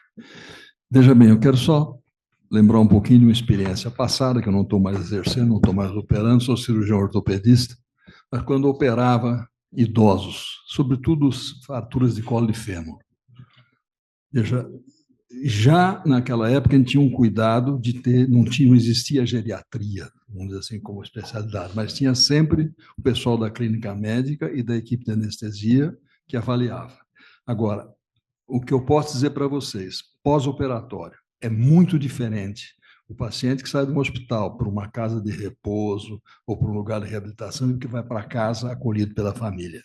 A evolução é outra. Quer dizer, quantas vezes a gente sentia ao passar a visita, porque naquela época a gente passava a visita em casa, né, fim de semana para ver os pacientes, a alegria daquele que estava em casa com os seus filhos, com o neto perto e tudo mais, e aquela vontade. E aqueles que estavam isolados numa casa de repouso.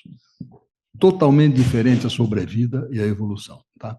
E só lembrando sobre os super idosos, nós temos aqui na academia o professor Napoli, 102 anos, e eu tenho a felicidade de ter uma senhora, eu sou oriundo de Marília, no interior, uma terra que tem muitos japoneses, uma senhora de idade, Dona Yoshi Matsumoto, que completou esse mês passado 106 anos, com a cabeça boa.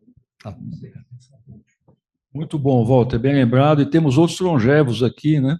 Professor Broise, que faleceu com mais de 100 anos, o professor Salvatore, que morreu com 106 anos, e assim por diante. Quility, por favor. Querido Gaspar, queria agradecer a você pela brilhante palestra, pela amizade de 50 anos e pelo exemplo de cirurgião, de dedicação que você teve para a cirurgia brasileira. Muito obrigado. Obrigado, Quility. Pompeu, por gentileza.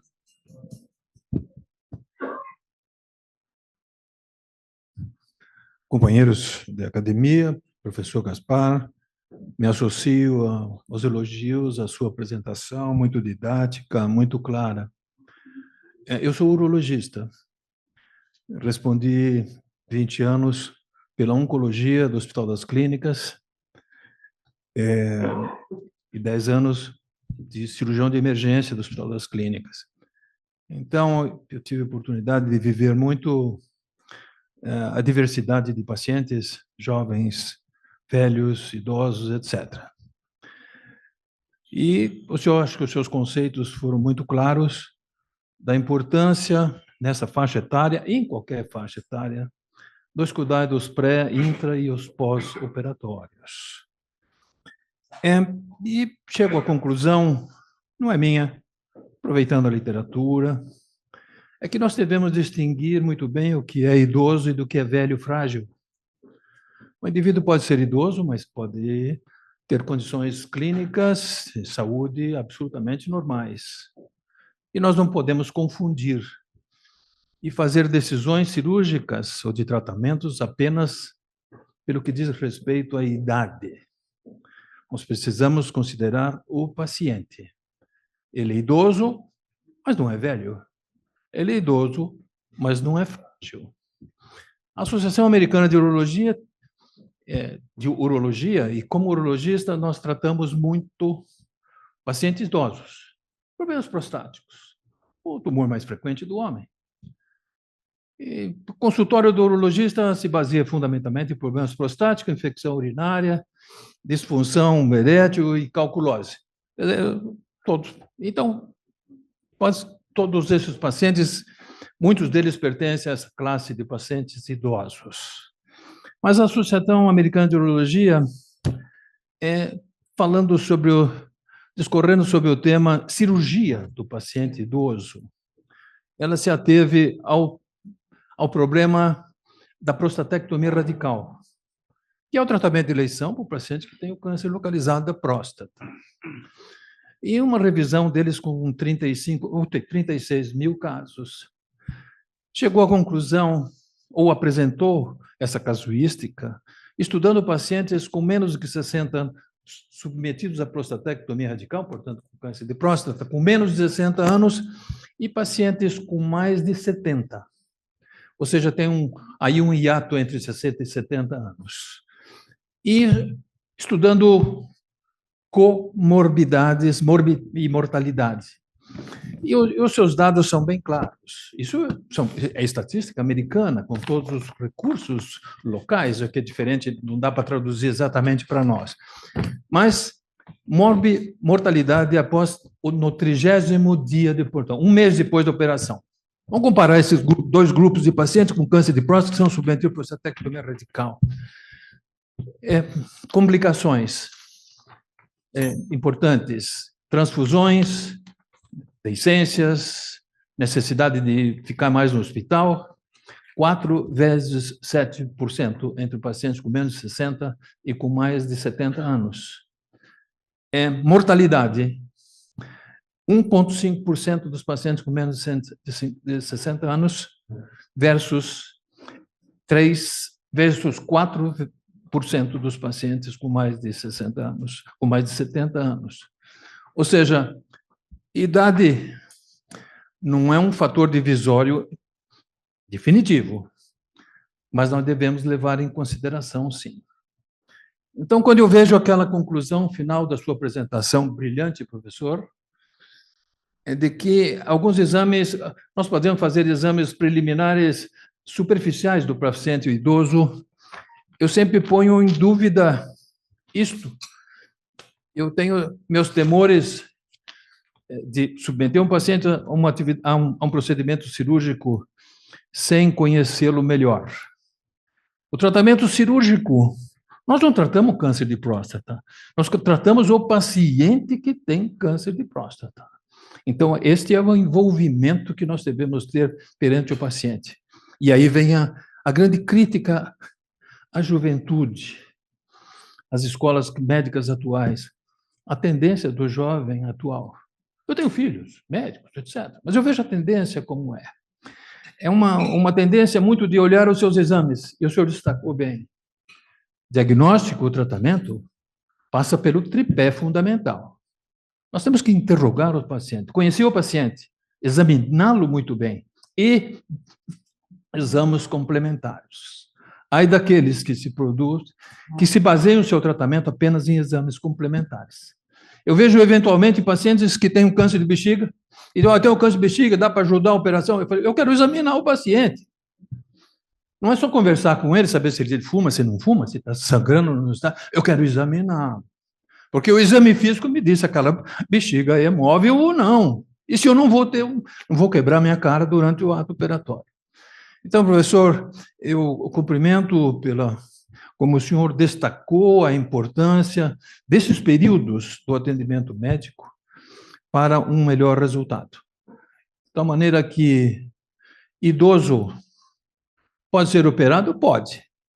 Mas nós precisamos conhecê-lo bem, porque eventualmente, nós teremos, de uma mesma idade, optar por um ou por outra conduta cirúrgica, segundo não a sua idade, mas sim a sua condição clínica. Obrigado pela sua atenção, foi muito útil a sua apresentação, e eu, sempre que posso, estou aqui nessa reunião, professor, porque aqui eu aprendo medicina, aprendo comportamento, aprendo tendências, e eu acho que, não sei, é imperdível deixar de ver. Eu só não venho, se não posso, por alguma atividade. Muito obrigado pela oportunidade. Obrigado, Pompeu. Eu pediria agora que o professor acadêmico Gaspar de Jesus Lopes Filho fizesse suas considerações finais, por favor. Bom, que pena que tem que acabar, né? Como eu falei, que queria ouvi-los, só coisa boa, né? Todos trouxeram mensagens do que eu chamei de sabedoria adquirida com a longevidade.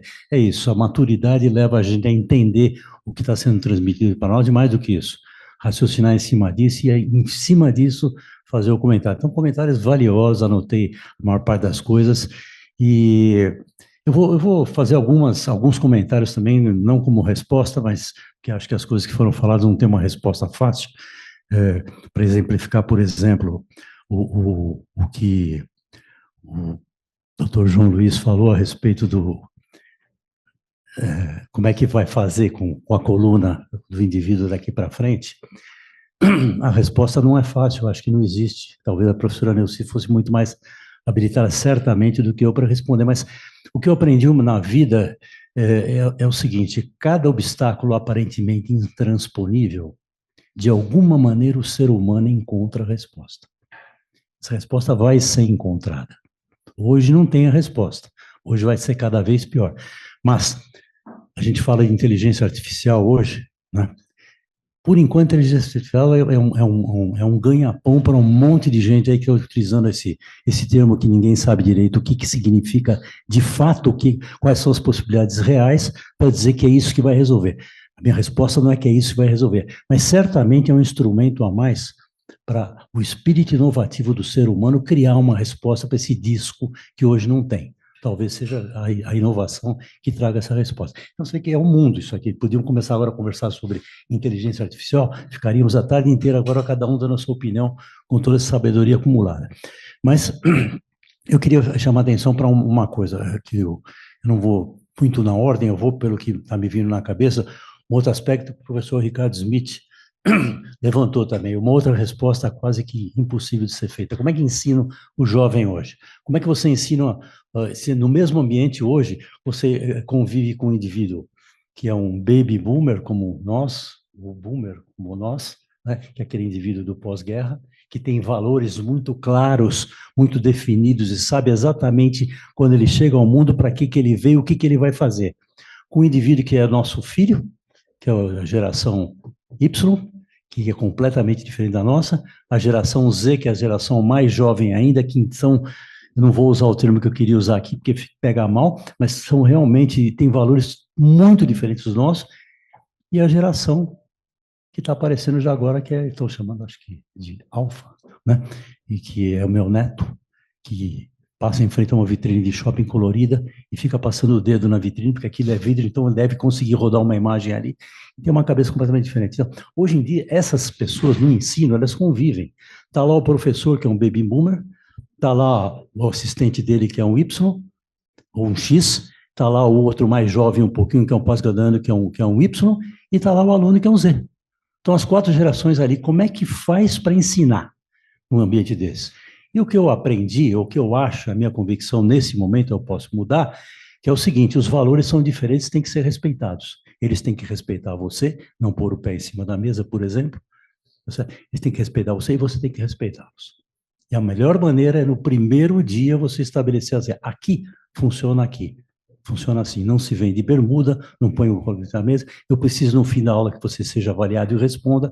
Caso isso não aconteça, vocês serão punidos. Regra clara, para os dois lados, a coisa funciona. Na minha opinião, é isso que funciona. Então, o ensino daqui para frente para jovem, vamos ter que entendê-los, não é recriminá-los e puni-los, mas é estabelecer regras claras e fazer cumprir. E esse é um assunto. Outro aspecto que eu queria chamar a atenção é a respeito do... Bom, várias pessoas falaram, isso é muito importante, a Nancy falou, acho que o Walter falou, mais gente falou.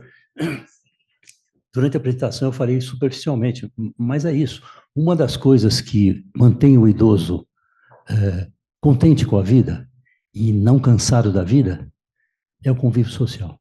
Claro, todos os trabalhos, existem trabalhos científicos mostrando isso. Tem um recentemente que eu li, que tem 70 anos de acompanhamento de um grupo. Vocês devem já ter ouvido falar desse trabalho, eu valeria até trazer alguém para falar sobre isso aí, e descobriu que depois de 70 anos de acompanhamento de gerações misturadas, e que existiam negros, brancos, jovens, mais velhos e tudo mais, mais velhos não, todos jovens, foram acompanhados durante décadas, e descobriu que aqueles que tinham convívio social, que tinham amigos, sobreviveram mais e não tinham cansaço, tinham alegria de viver.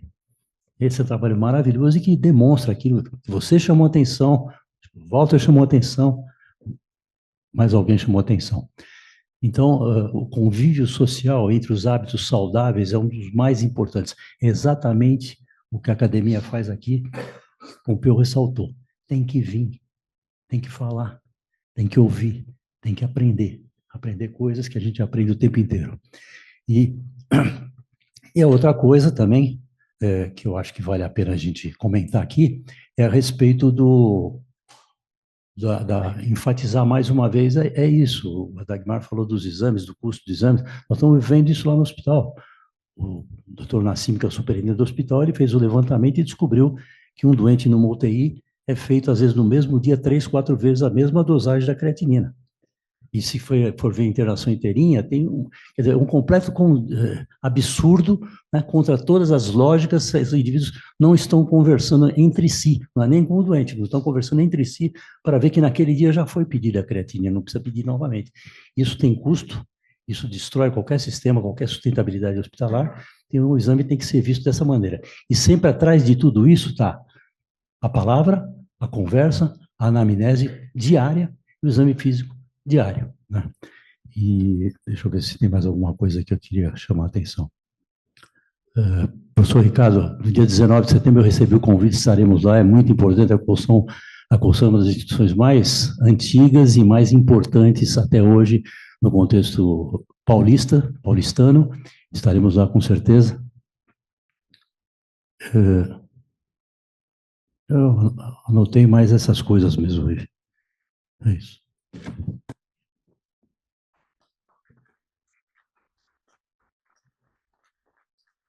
Eu queria, uma vez mais, agradecer ao acadêmico Gaspar José Filho, com todo o currículo que ele tem, nos brindou e, particularmente, me recordou dos grandes professores que eu tive. Esse é um pequeno mimo, Gaspar, das centenas que você tem lá, mas esse é da Academia de Medicina, em agradecimento a você. Eu queria também dizer que os acadêmicos Alfredo José Mansur e Clóvis Francisco Constantino, que viram a sua palestra à distância, manifestaram no chat parabéns a você e parabéns pela tertúlia. Então, realmente, obrigado. Eu queria também, para terminar, convidar todos, dia 19 de setembro, teremos aqui uma outra palestra, essa é uma palestra talvez do presente e do futuro, chamado A Melatonina na Saúde da Mulher. E quem vai proferir essa palestra é o acadêmico José Maria Soares Júnior, que é professor da Universidade de São Paulo, Departamento de Ginecologia. Então, convido a todos para prestigiá-lo. O professor José Maria é um dos membros, talvez com exceção do João Luiz, aí, um dos mais novos da academia, né? O Luiz é bem novo, mas ele também é novo, então vamos prestigiar essa geração nova que é o futuro da academia. Então, obrigado a todos e até a próxima, se Deus permitir. Muito obrigado.